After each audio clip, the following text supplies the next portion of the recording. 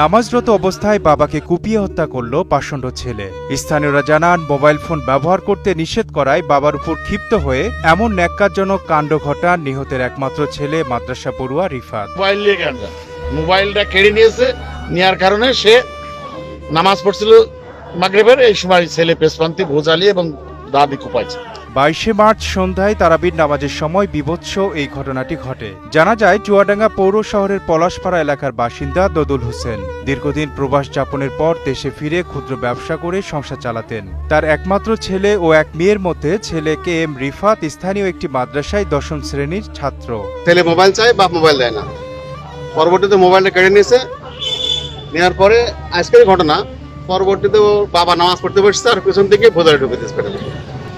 আত্মাতে মারা গেছে অবশ্য।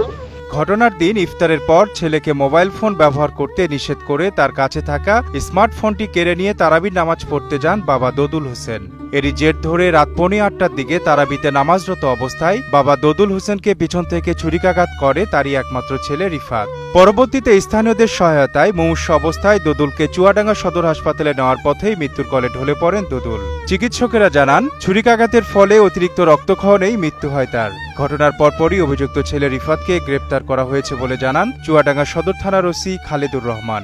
ছেলেটা তার বাবা রিন্টু যিনি খুন হন, উনি তার ছেলেকে মোবাইল আসক্তি থেকে করার জন্য তাকে নিষেধ করে, কিন্তু ছেলেটা কেজি হয়ে তার বাবাকে ছুরিয়াঘাত করে। পরে তাকে মুমূর্ষু অবস্থায় চুয়াডাঙ্গা সদর হাসপাতালে আনা হয়। সেখানে কর্তব্যরত চিকিৎসক তাকে মৃত ঘোষণা করে।